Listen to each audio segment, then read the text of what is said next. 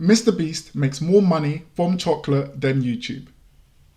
Feastables made $250 million last year and a $20 million profit. But on the media side, he made a similar amount of revenue but lost $80 million. Welcome to First Gen, and this is the Creator Entrepreneur series, where I highlight and break down the real companies that creators have built. Today, I'm going to break down the exact growth strategy that Feastables used. So let's dive in. Feastables had a content-led demand engine. They didn't just drop a product, they dropped a story. In-store moments turned into online conversations, and fans posted shelf finds, hunts, and wins. They created a moment that everyone wanted to be part of. A pro sports jersey patch put the brand everywhere for a season. It didn't last forever, but it was enough to drive mainstream awareness. And the show Beast Games looped back into the snacks. Buying a bar could mean your ticket into the show's world, which was Amazon's largest unscripted show. This was a demand engine.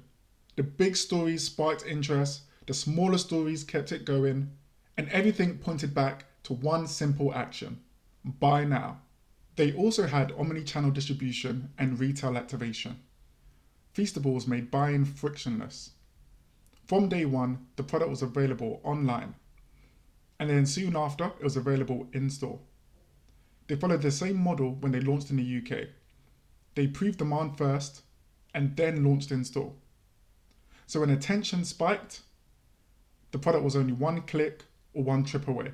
They also used a packaging-driven CRM to drive promotions. One of the most overlooked strategies that they did was to use the pack as a channel. They printed QR codes and SMS keywords onto the pack that captured buyers into owned lists. They also kept a public winners page that kept the flywheel honest. So when someone scanned the code or sent a text, that person wasn't just a buyer anymore, they were an owned contact. And so now they could invite them to try a new flavor, watch a new video, or even visit a new store. They knew that paid ads are rent, but owned lists are equity. And Feastables used packaging to build up that equity really fast. Lastly, Feastables locked in on product, purpose, and operating discipline. At the end of the day, hype fades, but product and operations keep the business alive. They had a simple and clear promise: fewer, better ingredients, and then they backed it up with real standards and constant iteration.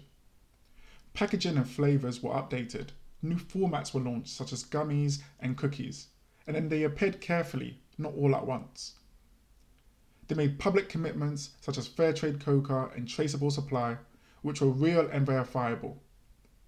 And although costs moved with tariffs and commodity prices, they remained agile and explored flexible manufacturing.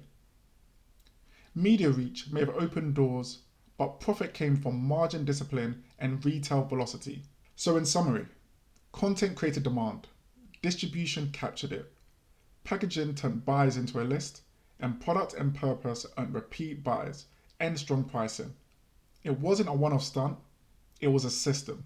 Now let's be honest, most people don't have a huge following like MrBeast, but there's still some lessons that first-gen founders and leaders can learn from these strategies. So for example, make your product a story because people are more likely to buy from it. Be buyable from day one so you can capture the attention that you get from launch. Build an owned list so you can connect directly with your customers, and it also reduces your marketing spend. Run small and frequent promos because at the end of the day, a steady drumbeat beats a giant giveaway. And lastly, protect the promise. Pick a clear product promise and a real standard and live by it. If you found this video insightful, give it a like and subscribe to First Gen, where I share business news and insights for founders and business leaders who are first in their family to run a business.